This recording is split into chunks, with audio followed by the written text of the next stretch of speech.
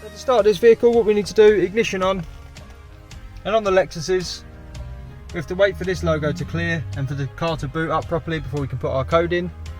There we go, so now if we put it in, receive our melody, and now the vehicle will start up and go to ready, as you can see.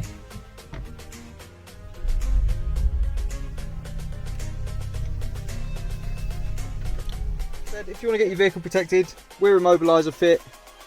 This system uses the push sequence, as I said, as I've shown you, and also pairs to the phone. So if the phone's in the vehicle, it will start up.